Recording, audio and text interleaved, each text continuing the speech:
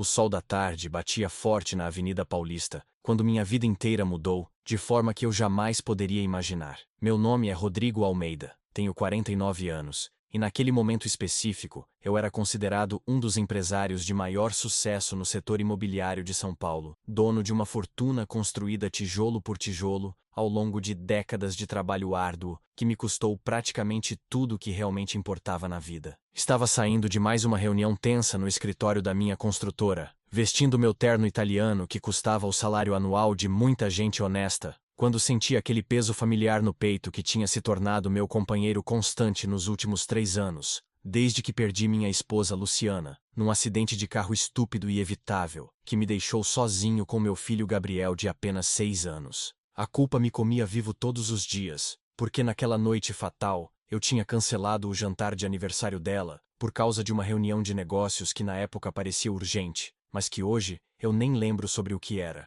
E ela tinha saído sozinha furiosa comigo, pegando a estrada molhada pela chuva onde um caminhoneiro bêbado tirou dela a vida e de mim qualquer chance de pedir perdão. Desde então, eu mergulhei no trabalho como quem se afoga propositalmente, construindo prédios cada vez mais altos, enquanto minha relação com Gabriel desmoronava lentamente, porque eu simplesmente não sabia como ser pai, sem ser também marido. Não sabia como preencher o vazio que Luciana deixou não apenas na minha vida, mas principalmente na vida daquele menino que me olhava todos os dias, esperando encontrar nos meus olhos a mesma luz que via nos olhos da mãe. Naquela tarde específica, eu tinha acabado de brigar ao telefone com a babá, que cuidava do Gabriel, reclamando que eu chegava tarde demais todos os dias, e que o menino chorava pela minha ausência. E eu tinha respondido com frieza que ela estava sendo paga justamente para lidar com essas situações, desligando o telefone com raiva de mim mesmo, mas incapaz de mudar qualquer coisa. Foi nesse estado de espírito sombrio que desci a calçada movimentada em direção ao meu carro importado estacionado numa vaga preferencial, quando uma cena me fez parar de forma abrupta. Sentada no meio-fio sujo da avenida, completamente alheia ao movimento caótico de executivos apressados e vendedores ambulantes gritando suas mercadorias, estava uma garotinha que aparentava ter uns 8 ou 9 anos no máximo, com o cabelo preto comprido todo embaraçado caindo sobre os ombros magros, usando um vestidinho azul desbotado e rasgado nas barras, mas ainda assim surpreendentemente limpo, considerando que ela claramente vivia nas ruas. O que realmente chamou minha atenção não foi a visão comum demais de mais uma criança abandonada pela sociedade cruel que construímos, mas sim o fato de que ela segurava com cuidado infinito entre as mãos pequenas e sujas uma rosa branca absolutamente perfeita, ainda fresca com gotas de orvalho nas pétalas, e a observava com uma expressão de pura reverência no rosto, como se aquela flor fosse o tesouro mais precioso do universo inteiro. Algo naquela imagem me tocou de uma forma estranha que não consegui identificar imediatamente. Talvez porque a inocência dela contrastava violentamente com a amargura que eu carregava, ou talvez porque Gabriel tinha exatamente aquela idade quando ainda me olhava com admiração, antes que eu transformasse nosso lar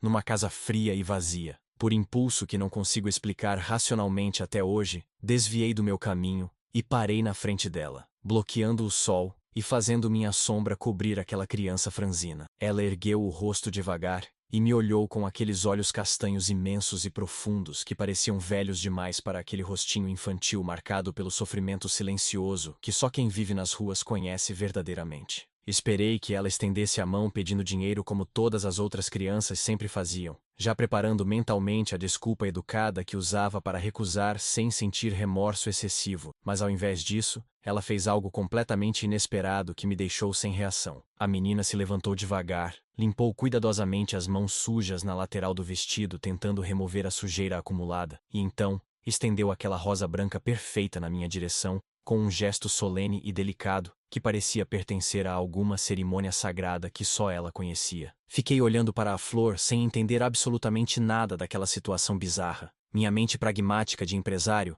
tentando encontrar o truque, ou a armadilha escondida, porque ninguém simplesmente dá nada de graça nesse mundo, especialmente quando não tem nada para dar. O que é isso? Perguntei com a voz saindo mais áspera que pretendia, por causa do desconforto que sentia diante daquela generosidade incompreensível. A menina continuou segurando a rosa estendida na minha direção, e disse com uma voz fina, mas surpreendentemente firme e clara: "É de Nossa Senhora Aparecida para você." Ela pediu que eu entregasse porque o senhor está precisando muito. Senti algo estranho acontecer dentro do meu peito naquele momento, como se alguém tivesse apertado meu coração com força, fazendo o ar faltar nos pulmões, porque aquelas palavras simples vindas daquela criança suja e descalça tocaram numa ferida profunda que eu vinha tentando ignorar há anos. Minha mãe tinha sido uma devota fervorosa de Nossa Senhora Aparecida durante toda a vida, enchendo nossa casa simples no interior de São Paulo com imagens e terços, rezando o rosário todos os dias sem falta mesmo quando a vida se mostrava dura e injusta. E ela sempre dizia que a Virgem Maria cuidava especialmente das almas perdidas e dos corações partidos que não sabiam pedir ajuda. Quando minha mãe morreu de câncer 6 meses antes de Luciana falecer, eu tinha parado completamente de acreditar em qualquer coisa relacionada à fé ou divindade, porque me parecia uma crueldade cósmica tirar as duas mulheres mais importantes da minha vida em sequência tão brutal. Peguei a rosa da mão estendida da menina mais por reflexo automático do que por vontade consciente, e no segundo exato em que meus dedos tocaram as pétalas macias, senti algo impossível de descrever com palavras adequadas. Uma onda de emoção pura e avassaladora que começou como um formigamento quente nas pontas dos dedos e se espalhou pelo braço inteiro subindo até o peito, onde explodiu numa dor tão intensa e libertadora ao mesmo tempo que simplesmente desabei ali mesmo na calçada suja da Avenida Paulista. Caí de joelhos no chão sujo sem me importar com o terno caro que amassava ou com os olhares curiosos e assustados dos transeuntes que paravam para ver o espetáculo inusitado de um empresário chorando feito criança no meio da rua. E chorei como não chorava desde o enterro da Luciana. Chorei por ela, pela minha mãe, pelo Gabriel que eu estava perdendo aos poucos, por mim mesmo que tinha se tornado um homem vazio e amargo escondido atrás de contas bancárias gordas e reuniões intermináveis. A menina ficou ali parada na minha frente em silêncio respeitoso, não tentando me consolar nem se afastar com medo, apenas observando com aquela sabedoria antiga nos olhos, como se entendesse perfeitamente pelo que eu estava passando, porque ela mesma já tinha chorado todas as lágrimas possíveis em algum momento da sua vida curta e dolorosa. Não sei quanto tempo fiquei ali ajoelhado naquela calçada segurando aquela rosa branca, como se fosse uma âncora me impedindo de me afogar completamente no mar de culpa e dor que tinha reprimido durante tanto tempo, mas quando finalmente consegui me recompor minimamente e erguer o rosto molhado de lágrimas, a menina ainda estava ali me observando com aquela expressão serena que não combinava em nada com a sujeira das roupas e o desamparo visível da sua condição. Enxuguei o rosto com as costas da mão, tentando recuperar algum resquício de dignidade, e olhei para ela realmente pela primeira vez. Não apenas vendo uma criança de rua genérica, mas enxergando uma pessoa única com história e sentimentos próprios. Qual seu nome? Perguntei com a voz ainda rouca e trêmula da emoção que tinha me dominado. Ela hesitou por um momento antes de responder baixinho. Me chamo Isabela, mas ninguém me chama assim faz muito tempo. O pessoal da rua só me chama de Bela quando lembram que eu existo. Senti meu coração apertar ainda mais com aquela resposta carregada de solidão e esquecimento, porque percebi que aquela criança tinha sido invisibilizada de tal forma pela sociedade que até mesmo seu nome próprio tinha sido roubado dela. Isabela, repeti o nome completo com respeito. Deixa eu te fazer uma pergunta muito importante, e quero que você seja totalmente sincera comigo, está bem? Ela assentiu com a cabeça, sem desviar aqueles olhos profundos dos meus. Como você sabia que eu precisava dessa flor, como você sabia qualquer coisa sobre mim. Isabela deu de ombros com aquela naturalidade desconcertante que só crianças conseguem ter, e respondeu com simplicidade absoluta. Eu estava dormindo debaixo da marquise da igreja de Nossa Senhora Aparecida, ali da Rua da Consolação ontem de noite, quando acordei com um sonho muito claro. Sonhei com uma senhora muito bonita, vestida com um manto azul brilhante, que segurava essa rosa branca,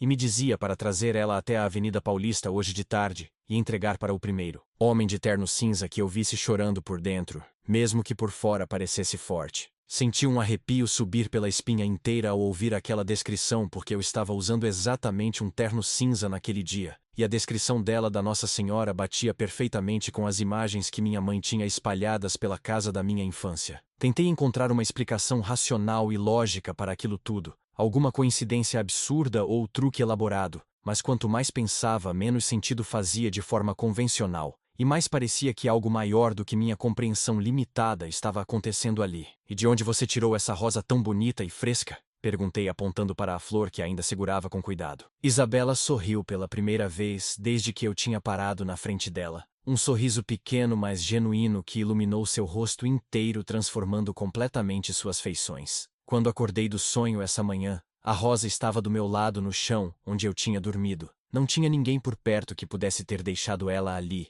Só apareceu, como se tivesse brotado do nada, especialmente para ser entregue para o Senhor. Fiquei em silêncio processando tudo aquilo que minha mente racional se recusava a aceitar, mas que meu coração machucado queria desesperadamente acreditar. E enquanto permanecia ali, ajoelhado na calçada, com aquela criança extraordinária na minha frente, e aquela rosa impossível na minha mão, comecei a sentir algo que não sentia há anos inteiros. Esperança. Não a esperança vazia e falsa que as pessoas fingem ter para seguir em frente, mas uma esperança real e palpável, de que talvez, apenas talvez, ainda houvesse algum significado nessa vida, que parecia ter perdido completamente o rumo e o propósito. Me levantei devagar com as pernas ainda fracas da descarga emocional. Limpei a sujeira do terno com gestos automáticos, sem realmente me importar com a aparência, e olhei para Isabela tomando uma decisão que mudaria tudo dali em diante. Você já almoçou hoje? Perguntei sabendo qual seria a resposta antes mesmo dela balançar a cabeça negativamente.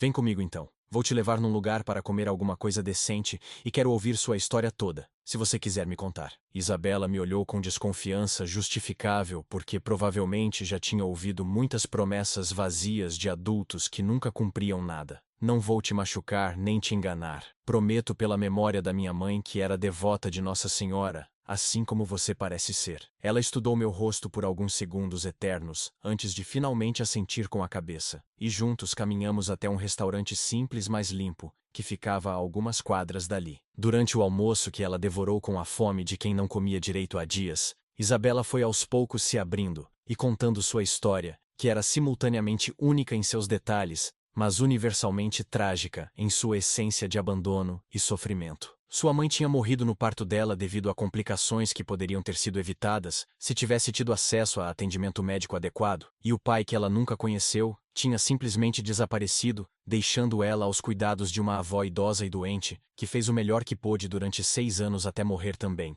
E então Isabela tinha sido jogada no sistema de abrigos públicos superlotados e desumanos, dos quais tinha fugido aos 8 anos, preferindo arriscar a vida nas ruas do que continuar naquele inferno institucionalizado. Ouvi cada palavra com atenção total, vendo nela ecos da minha própria dor de perda, mesmo que em circunstâncias completamente diferentes, e fui tomado por uma necessidade urgente de fazer algo, qualquer coisa, para mudar a trajetória daquela vida que estava apenas começando, mas já tinha visto mais escuridão do que qualquer criança jamais deveria ver. Isabela, quero te fazer uma proposta, mas preciso que você pense com calma antes de responder, está bem? Ela parou de comer e me olhou com aqueles olhos atentos esperando. Eu tenho um filho da sua idade que precisa desesperadamente de alguém para conversar e brincar, porque eu trabalho demais e ele fica muito sozinho. E você precisa de um lugar seguro para ficar e comida garantida todos os dias. Então, o que você acha de vir morar na minha casa pelo menos temporariamente, enquanto a gente resolve sua situação de forma mais permanente? Você sabe que momento da vida algo acontece que te faz questionar tudo o que você achava que sabia sobre o mundo? Se você já passou por isso,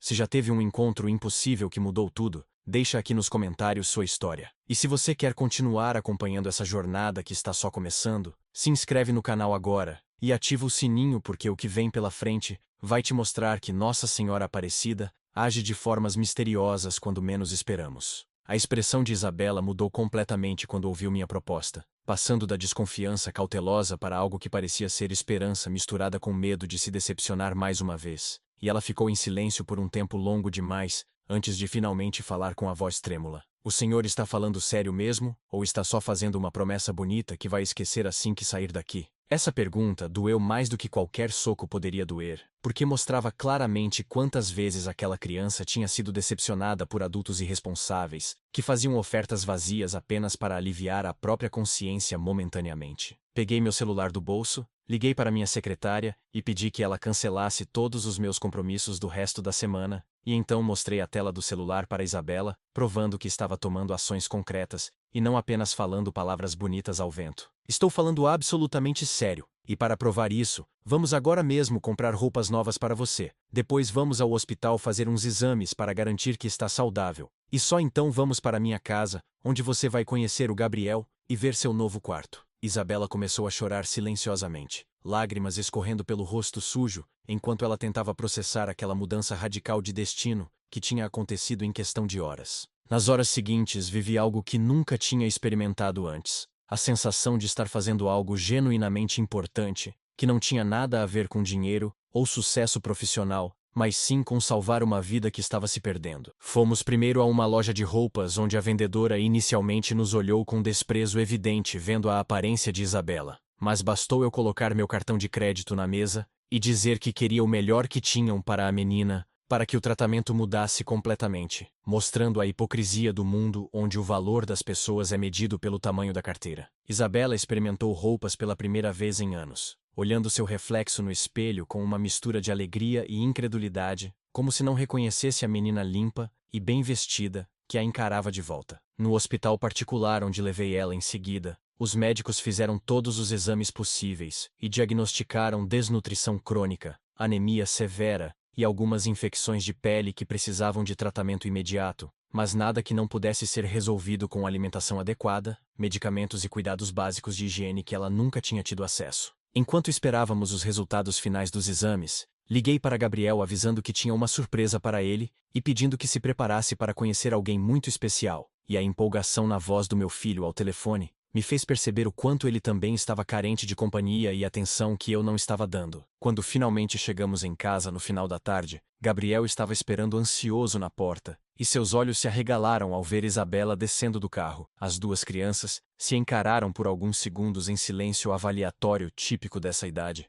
E então Gabriel deu aquele sorriso largo e genuíno que eu não via nele há meses, e disse simplesmente: "Oi, quer ver meus brinquedos?" Isabela assentiu tímida, e os dois subiram correndo para o quarto deixando eu ali sozinho na sala, sentindo uma emoção avassaladora me dominar, porque pela primeira vez, desde a morte de Luciana, ouvi risadas infantis genuínas ecoando pelas paredes daquela casa que tinha se tornado um mausoléu silencioso. Naquela noite, enquanto as duas crianças jantavam juntas conversando animadamente sobre assuntos que só faziam sentido no universo particular delas, peguei a rosa branca que Isabela tinha me dado e que eu tinha colocado num vaso com água, e fiquei olhando para aquela flor impossível tentando entender o que exatamente estava acontecendo comigo. Será que tinha sido realmente Nossa Senhora Aparecida que tinha orquestrado aquele encontro impossível? Ou era apenas uma coincidência absurda que minha mente desesperada estava interpretando como milagre? Não tinha resposta para essa pergunta, mas também percebi que a resposta não importava tanto quanto o resultado concreto, porque independente da origem daquele encontro, algo fundamental tinha mudado dentro de mim naquelas poucas horas. Nos dias seguintes, estabeleci uma rotina completamente nova, que envolvia acordar cedo para tomar café da manhã com as crianças, algo que não fazia há anos, levar Gabriel para a escola e Isabela para consultas médicas de acompanhamento, trabalhar algumas horas do escritório em casa, ao invés de passar o dia inteiro fora, e voltar a tempo de jantar em família, e colocar os dois para dormir contando histórias que inventava na hora. Isabela florescia visivelmente a cada dia sob os cuidados adequados, e principalmente sob o afeto genuíno que recebeu pela primeira vez na vida. E Gabriel parecia renascer também, tendo finalmente alguém com quem brincar e dividir as dores da ausência materna que ambos carregavam. Mas nem tudo era simples ou fácil como eu ingenuamente tinha imaginado que seria, porque Isabela carregava traumas profundos de anos vivendo nas ruas, e frequentemente acordava no meio da noite gritando com pesadelos terríveis sobre coisas que tinha presenciado ou sofrido. E nesses momentos eu ia até o quarto dela e ficava sentado ao lado da cama segurando sua mão até ela voltar a dormir. E nessas vigílias noturnas eu rezava pela primeira vez em anos. Rezava para Nossa Senhora Aparecida pedindo força e sabedoria para cuidar adequadamente daquela criança que tinha sido colocada no meu caminho de forma tão inexplicável. Uma semana depois daquela tarde transformadora na Paulista, recebi uma ligação inesperada de uma assistente social do município, dizendo que tinham recebido uma denúncia anônima sobre uma criança desaparecida do sistema de abrigos que estaria sendo mantida ilegalmente na minha residência, e meu coração gelou com a possibilidade de perder Isabela logo quando tudo estava começando a se encaixar. A assistente social veio até minha casa no dia seguinte para fazer uma avaliação da situação, e era uma mulher de meia idade com expressão cansada de quem já viu muito sofrimento, mas ainda mantinha um resquício de esperança na humanidade. Expliquei toda a história desde o encontro na calçada, até os cuidados médicos e a integração dela com Gabriel. Mostrei todos os comprovantes de consultas e exames, e deixei que ela conversasse a sós com Isabela, para verificar se a menina estava sendo bem tratada, ou estava ali contra sua vontade. Quando a assistente social saiu do quarto de Isabela depois de uma conversa longa, tinha lágrimas nos olhos e disse algo que nunca vou esquecer. "Senhor Rodrigo, Em 20 anos trabalhando com crianças em situação de vulnerabilidade, eu vi de tudo. Vi o pior da natureza humana e aprendi a desconfiar de qualquer um que oferece ajuda. Mas o que o Senhor está fazendo aqui é genuíno, e essa menina está florescendo de uma forma que eu raramente testemunho. Então vou fazer tudo o que estiver ao meu alcance para regularizar a situação dela legalmente, para que possa ficar aqui permanentemente se for isso que todos querem. O processo para me tornar guardião legal de Isabela foi surpreendentemente rápido considerando a burocracia normalmente paralisante do sistema judiciário brasileiro, e a assistente social que nos visitou se tornou uma aliada fervorosa, acelerando tudo o que podia e testemunhando favoravelmente sobre as condições que Isabela tinha na minha casa. Durante esse período de espera ansioso pelos trâmites legais, algo extraordinário aconteceu que reforçou minha crescente crença de que havia mesmo forças maiores trabalhando naquela situação toda. Gabriel tinha começado a ter problemas sérios na escola, notas caindo drasticamente e comportamento agressivo com colegas, coisas que começaram logo depois da morte de Luciana, mas que eu tinha ignorado completamente focado apenas no meu próprio luto egoísta, e a psicóloga escolar tinha me chamado várias vezes para conversas que eu sempre cancelava alegando compromissos profissionais inadiáveis. Mas agora com Isabela em casa e minha atenção finalmente voltada para o que realmente importava, decidi levar Gabriel num psicólogo infantil particular para tentar entender e tratar os traumas que ele vinha carregando silenciosamente. Na primeira consulta, o profissional conversou longamente com Gabriel, enquanto eu esperava na sala ao lado roendo as unhas de ansiedade, e quando finalmente fui chamado para ouvir as considerações iniciais, o psicólogo me olhou com uma expressão séria, mas gentil. Seu filho está sofrendo de luto complicado, agravado por sentimento de abandono paterno, ele me disse sem rodeios. Gabriel sente que perdeu não apenas a mãe no acidente, mas também o pai, que se fechou emocionalmente e se tornou uma figura distante e inacessível. E isso está se manifestando em comportamentos destrutivos, que são um pedido de socorro não verbalizado. Ouvi aquilo com uma dor lancinante no peito porque sabia que cada palavra era verdadeira, e que eu tinha falhado miseravelmente como pai justamente quando meu filho mais precisava de mim. Mas o psicólogo continuou dizendo algo que me deu esperança. A boa notícia é que nas últimas semanas, Gabriel apresentou melhora significativa no humor e na disposição segundo relatos da escola. E quando perguntei a ele o que tinha mudado, ele falou extensivamente sobre uma menina chamada Isabela, que veio morar com vocês, e sobre como o pai dele voltou a estar presente jantando junto e contando histórias antes de dormir. Então, seja lá o que o Senhor está fazendo diferente agora, por favor, continue fazendo porque está funcionando. Saí daquela consulta com os olhos marejados, percebendo que ao salvar Isabela de uma vida de miséria nas ruas, eu tinha sem querer salvado também Gabriel de um futuro sombrio de traumas não resolvidos. E tinha começado a salvar a mim mesmo de me tornar um homem completamente vazio e amargo, focado apenas em acumular riqueza sem propósito. Naquela noite, depois que coloquei as duas crianças para dormir, fui até o pequeno oratório que minha mãe tinha montado numa das salas da casa, e que eu mantinha apenas por nostalgia, mas sem nunca usar de fato. E ali na frente da imagem de Nossa Senhora Aparecida que minha mãe tinha trazido diretamente do Santuário Nacional em Aparecida do Norte, ajoelhei pela primeira vez em anos e rezei de verdade. Agradeço por ter mandado Isabela até mim naquele dia na Paulista, sussurrei com a voz embargada. Agradeço por ter usado aquela criança extraordinária para me mostrar o que eu estava perdendo enquanto fingia que trabalhar até a exaustão era uma forma válida de lidar com a dor. Agradeço por ter me dado uma segunda chance de ser o pai que Gabriel precisa antes que fosse tarde demais. Fiquei ali ajoelhado por um tempo impossível de medir, apenas sentindo uma paz que não experimentava há anos. E quando finalmente me levantei para ir dormir, tive a impressão clara de que a imagem de Nossa Senhora estava sorrindo para mim com aprovação maternal. Mas racionalizei aquilo como truque da luz e da minha mente cansada. 2 semanas depois recebi a notícia que eu estava esperando ansiosamente. A guarda provisória de Isabela tinha sido concedida com encaminhamento para a adoção definitiva, caso tudo continuasse indo bem nos próximos meses. E quando contei para ela e para Gabriel a notícia, as duas crianças pularam e gritaram de alegria, abraçando um ao outro e depois me abraçando com força. E naquele momento, senti que minha família havia sido restaurada de uma forma que eu nunca imaginei que seria possível. Mas a vida tem uma forma peculiar de testar nossa fé e nossa força justamente quando achamos que tudo está finalmente se encaixando perfeitamente. E esse teste chegou de uma forma que nunca poderia ter previsto. 3 semanas depois de Isabela oficialmente se tornar parte da família, ela sumiu. Simplesmente desapareceu numa manhã de sábado, quando eu tinha saído rapidamente para comprar pão na padaria da esquina, deixando as duas crianças assistindo desenhos animados na sala. E quando voltei 15 minutos depois, Gabriel estava chorando desesperado, dizendo que Isabela tinha saído correndo pela porta dos fundos, sem explicar nada. Meu mundo desabou naquele instante porque imediatamente minha mente foi para os piores cenários possíveis, achando que ela tinha sido sequestrada, ou que algo terrível tinha acontecido, e saí feito louco pelas ruas do bairro procurando e gritando o nome dela sem nenhum resultado. Liguei para a polícia, que me disse que precisava esperar 24 horas para registrar desaparecimento,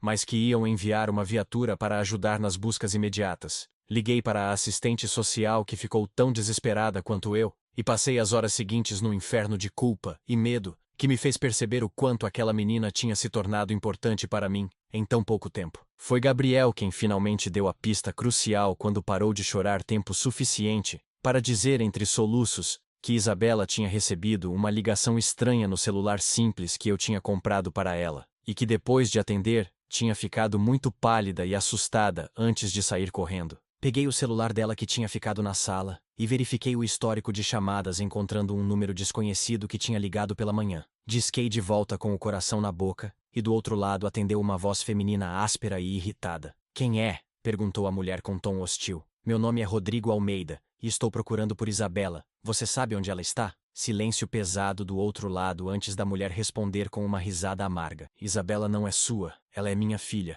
e eu vim buscar o que é meu. Pode parar de procurar porque ela está comigo agora, e não tem nada que você possa fazer." Senti o sangue gelar nas veias com aquelas palavras, porque Isabela tinha dito claramente que a mãe tinha morrido no parto, mas antes que pudesse questionar a mulher, desligou na minha cara. Imediatamente liguei para a assistente social relatando a ligação, e ela me disse algo que mudou completamente a situação. "Rodrigo, a mãe de Isabela não morreu no parto. Ela abandonou a bebê com a avó porque era usuária de drogas e não queria a responsabilidade de criar uma filha. E aparentemente agora que descobriu através de algum conhecido de rua que Isabela está vivendo numa mansão com uma família rica, voltou tentando se aproveitar da situação de alguma forma que ainda não está clara. A revelação de que a mãe biológica de Isabela estava viva e tinha feito contato me deixou num estado de pânico e raiva que não conseguia controlar adequadamente, imaginando aquela menina extraordinária sendo arrastada de volta para uma vida de abuso e negligência por alguém que nunca tinha demonstrado amor verdadeiro por ela. A assistente social me aconselhou a não fazer nada precipitado e disse que ia acionar o Ministério Público e o Conselho Tutelar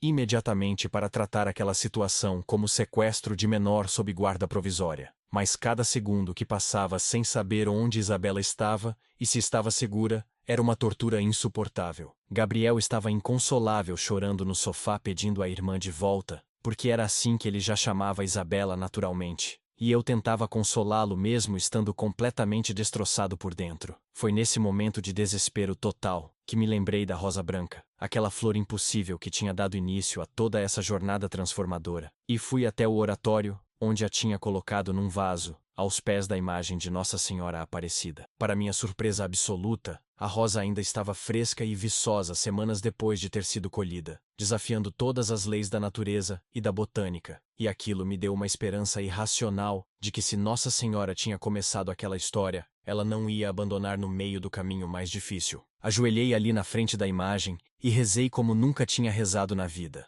Não com palavras bonitas e formais, mas com o desespero cru e honesto de um pai que tinha acabado de encontrar uma filha para perdê-la logo em seguida. "Por favor", sussurrei com lágrimas escorrendo livremente. "Se você realmente mandou Isabela até mim naquele dia, se realmente quer que eu cuide dela e seja o pai que ela nunca teve, me mostra onde ela está agora. Me dá algum sinal de onde procurar porque estou completamente perdido e desesperado." Fiquei ali em silêncio por alguns minutos que pareceram horas, e então algo extraordinário aconteceu. Uma sensação quente começou no centro do meu peito e se espalhou pelo corpo inteiro, trazendo consigo uma clareza mental súbita. E de repente soube exatamente onde procurar mesmo sem ter nenhuma informação lógica que justificasse aquele conhecimento. A igreja de Nossa Senhora Aparecida na Rua da Consolação, o mesmo lugar onde Isabela tinha dito que estava dormindo quando teve o sonho sobre entregar a rosa para mim, e meu coração disparou com a certeza inexplicável de que ela tinha voltado para aquele lugar, buscando refúgio e proteção. Peguei as chaves do carro e saí correndo, deixando Gabriel aos cuidados da babá com instruções estritas para não abrir a porta para ninguém, e dirigi como louco pelas ruas de São Paulo que estavam congestionadas no horário de pico, fazendo o trajeto que normalmente levaria 20 minutos durar quase 1 hora de pura agonia. Quando finalmente cheguei na igreja, o sol já estava se pondo, tingindo o céu de tons alaranjados e avermelhados que pareciam refletir a urgência que eu sentia, e corri até a porta principal que estava trancada porque já tinha passado o horário de funcionamento. Contornei o prédio procurando alguma entrada alternativa, ou pelo menos algum sinal de presença humana. E foi quando ouvi um choro abafado vindo da lateral do edifício, onde havia uma marquise larga, que protegia a entrada dos fundos. Lá estava ela, Isabela, encolhida num canto escuro, abraçando os joelhos contra o peito e chorando silenciosamente, e meu coração se partiu em 1000 pedaços, vendo aquela criança que tinha florescido tanto nas últimas semanas, reduzida novamente ao estado de puro terror e desamparo. Isabela, chamei baixinho para não assustá-la. Sou eu, o Rodrigo, vim te buscar para levar para casa. Ela ergueu o rosto e me olhou com uma mistura de alívio e medo, e então começou a falar atropeladamente entre soluços. Ela me ligou dizendo que era minha mãe e que tinha me achado. Disse que ia me tirar daqui e me levar embora para sempre. E eu fiquei com tanto medo de ter que voltar para aquela vida horrível que tive antes que fugi, e vim me esconder aqui porque foi nesse lugar que tudo começou quando Nossa Senhora me deu a rosa para entregar para o Senhor. Me ajoelhei ali no chão sujo ao lado dela e a abracei com toda a força que tinha, sentindo o corpinho magro tremendo de medo e frio, e sussurrei no ouvido dela com toda a convicção que consegui reunir. Ninguém vai te levar embora de mim e do Gabriel. Prometo pela memória da minha mãe e pela fé que estou recuperando. Você é minha filha agora, e vou lutar contra qualquer pessoa ou instituição que tentar mudar isso. Isabela se agarrou a mim chorando ainda mais forte, mas dessa vez eram lágrimas de alívio, e ficamos ali abraçados por um tempo longo, até que ela finalmente se acalmou o suficiente para conseguir andar até o carro.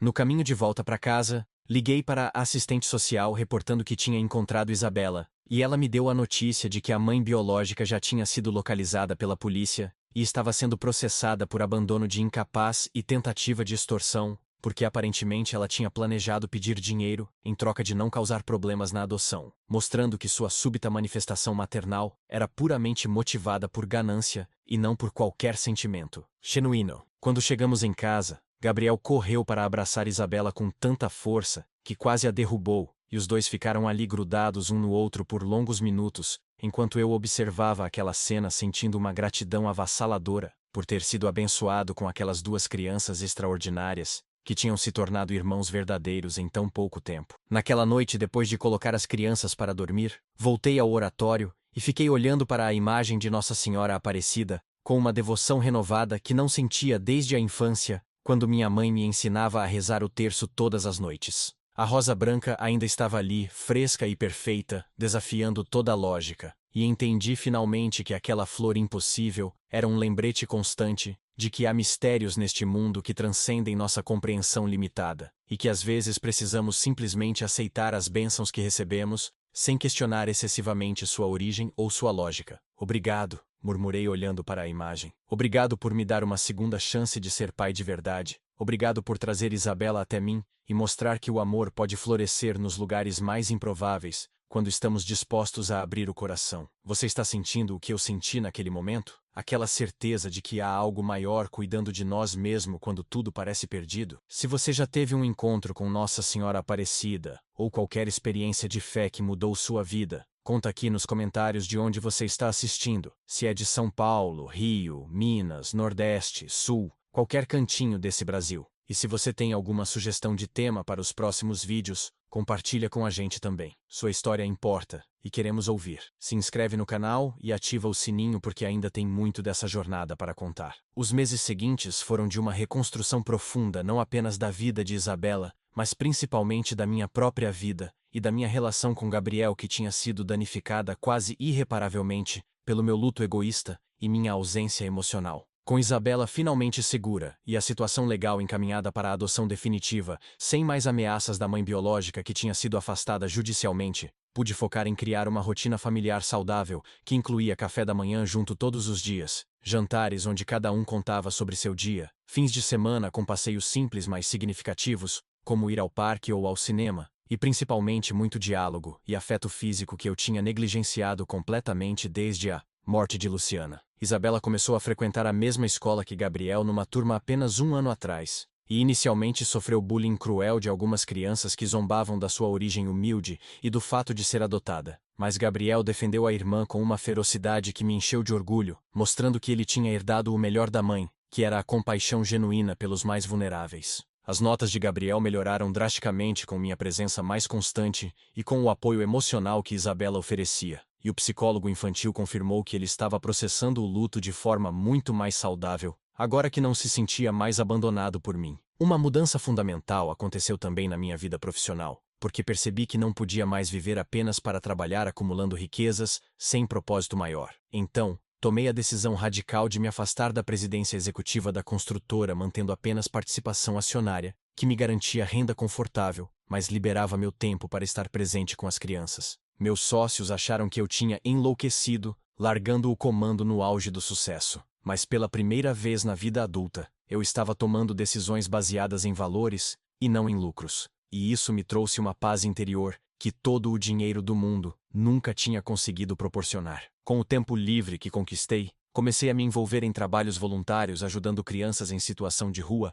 através de uma ONG especializada. E foi através desse trabalho que conheci dezenas de Isabelas que nunca tiveram a sorte de encontrar alguém que se importasse genuinamente com elas. E cada rosto sofrido daquelas crianças abandonadas reforçava minha gratidão pela intervenção divina que tinha colocado especificamente Isabela no meu caminho naquele dia. Transformador na Paulista. Isabela também se envolveu no trabalho voluntário comigo quando ficou um pouco mais velha, e tinha uma habilidade natural para se conectar com as outras crianças de rua porque entendia profundamente pelo que elas estavam passando. E frequentemente ela contava a história da Rosa Branca e de como Nossa Senhora Aparecida tinha mudado completamente seu destino, plantando sementes de esperança e fé em corações que tinham todos os motivos para desacreditar em qualquer bondade neste mundo cruel. Mas havia algo que continuava me incomodando profundamente mesmo com toda a felicidade que tinha encontrado na minha nova vida, e era o mistério não resolvido sobre Luciana e as circunstâncias do acidente que a tinha tirado de mim de forma tão abrupta e dolorosa. Durante 3 anos eu tinha me recusado a investigar os detalhes além do relatório policial básico que dizia que um caminhoneiro bêbado tinha invadido a pista causando a colisão fatal, porque parte de mim sentia que conhecer os detalhes específicos apenas tornaria tudo mais doloroso sem trazer Luciana de volta. Mas agora que estava finalmente processando o luto de forma mais saudável com a ajuda do terapeuta que comecei a ver regularmente, senti necessidade de entender completamente o que tinha acontecido naquela noite terrível, para poder fazer as pazes definitivamente com aquela perda. Contratei um investigador particular para revisar todo o caso e descobrir se havia algum detalhe que tinha passado despercebido na investigação original. E o que ele encontrou me deixou completamente chocado e transformou minha compreensão de toda aquela tragédia. O caminhoneiro responsável pelo acidente não estava apenas bêbado como o relatório inicial indicava. Ele estava fugindo de um assalto violento que tinha acontecido momentos antes na estrada onde bandidos armados tinham tentado roubar a carga do caminhão. E na fuga desesperada, ele tinha perdido o controle do veículo, causando o acidente fatal com o carro de Luciana. Mas o detalhe mais perturbador que o investigador descobriu foi que no porta-luvas do carro de Luciana, a polícia tinha encontrado uma carta endereçada a mim que nunca me foi entregue, porque não era considerada evidência relevante para o caso. E quando finalmente consegui uma cópia daquela carta através de contatos que o investigador tinha na polícia, descobri algo que mudou completamente como eu via aquela noite terrível. Na carta escrita com a caligrafia delicada de Luciana, ela pedia perdão por ter saído de casa com raiva depois da nossa briga sobre o jantar cancelado. Dizia que entendia que meu trabalho era importante e que nunca deveria ter feito aquele ultimato emocional, exigindo que eu escolhesse entre a empresa e nossa família. E terminava dizendo que estava indo visitar o santuário de Nossa Senhora Aparecida em Aparecida do Norte, para rezar pela nossa família e pedir sabedoria para lidar melhor com a situação, prometendo que quando voltasse na manhã seguinte, conversaríamos com calma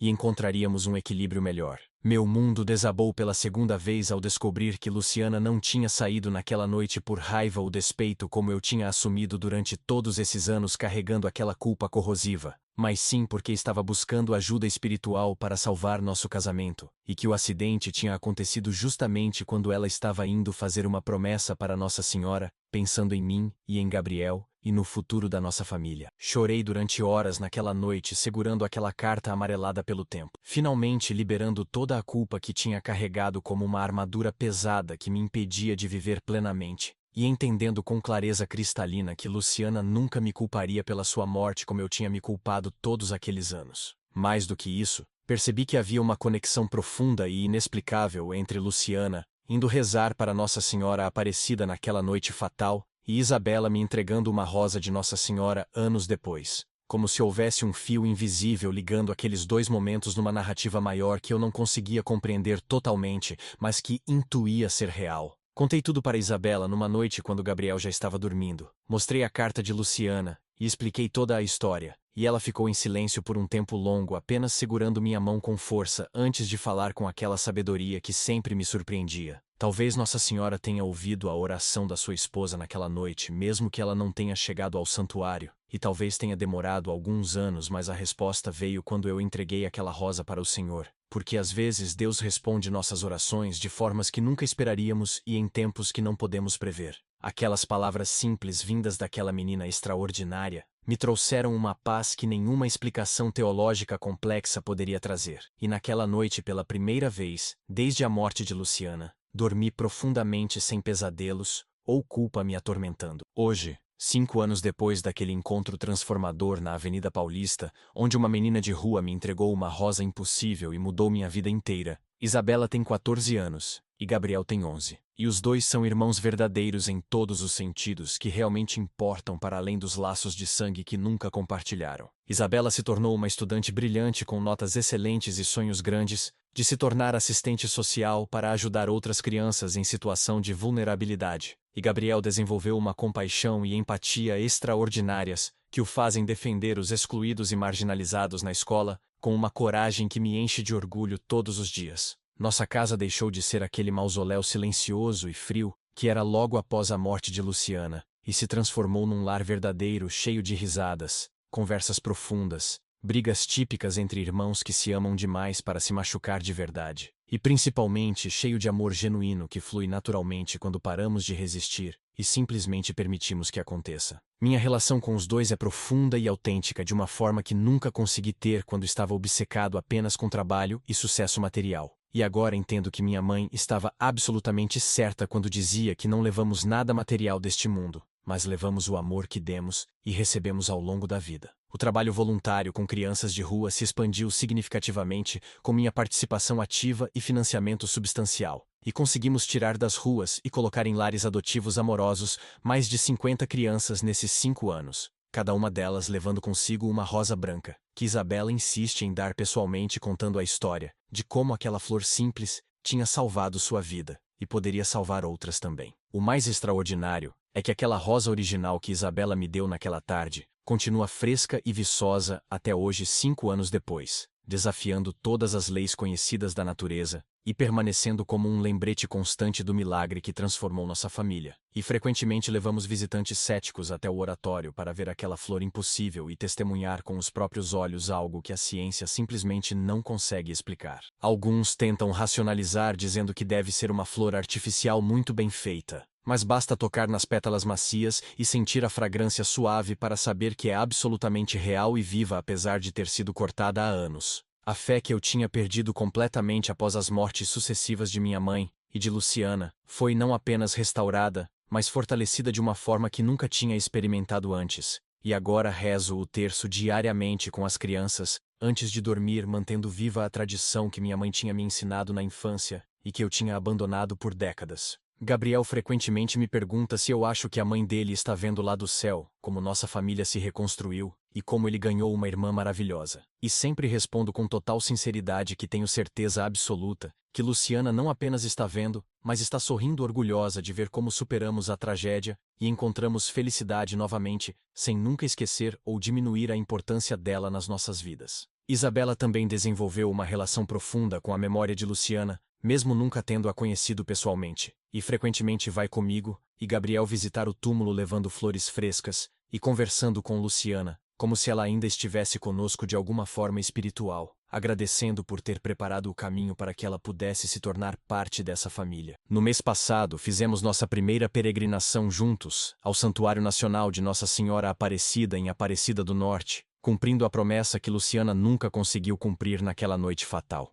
E foi uma experiência profundamente emocional e espiritual, ver aquele lugar sagrado onde milhões de brasileiros vêm todos os anos depositar sua fé e suas esperanças aos pés da Virgem Maria. Isabela chorou copiosamente ao ver a imagem de Nossa Senhora dentro daquela basílica enorme, e sussurrou uma oração de gratidão que me fez chorar também. Obrigada por não ter me esquecido quando eu estava sozinha e abandonada nas ruas. Obrigada por ter me dado uma família que me ama de verdade. Prometo que vou passar o resto da minha vida ajudando outras crianças a encontrarem o mesmo amor que encontrei. Durante aquela visita ao santuário, aconteceu algo extraordinário que fechou o círculo de toda essa jornada de uma forma que só posso descrever como providencial. Estávamos saindo da basílica depois da missa, quando um padre idoso se aproximou de nós e disse que tinha tido um sonho na noite anterior, onde Nossa Senhora lhe mostrava uma rosa branca e pedia que ele procurasse uma família específica que estaria visitando o santuário naquele dia para transmitir uma mensagem importante. Ficamos todos paralisados ouvindo aquilo porque obviamente éramos nós a família que ele procurava. E o padre continuou dizendo que a mensagem era simples mas poderosa, que o amor verdadeiro nunca morre, mas apenas se transforma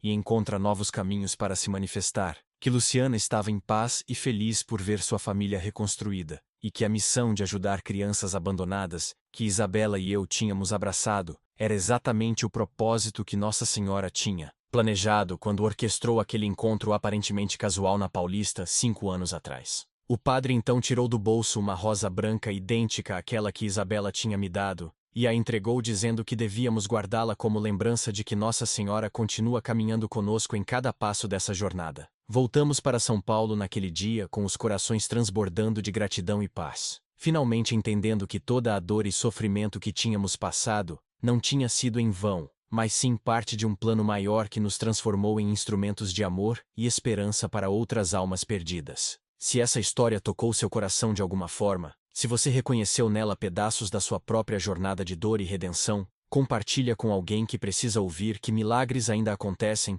quando abrimos nosso coração para receber as bênçãos que Nossa Senhora Aparecida quer nos dar. Deixa aqui nos comentários o que você sentiu, que parte mais te emocionou, se você também já teve algum encontro inexplicável que mudou sua vida completamente. E se ainda não é inscrito no canal, inscreve-se agora para acompanhar mais histórias verdadeiras de fé, transformação e milagres que acontecem todos os dias quando menos esperamos. Porque no final das contas todos nós somos como aquele Rodrigo que eu era naquele dia na Paulista, caminhando por aí carregando dores e culpas que nos impedem de viver plenamente, até que Nossa Senhora coloca no nosso caminho uma Isabela com uma rosa branca que nos mostra que ainda há esperança, que ainda há amor, que ainda há propósito nesta vida que às vezes parece tão vazia e sem sentido. Que Nossa Senhora Aparecida abençoe você e sua família hoje e sempre, que ela interceda por você em todos os momentos difíceis, e que você também possa experimentar o milagre transformador de encontrar seu propósito através do amor e do serviço aos mais necessitados.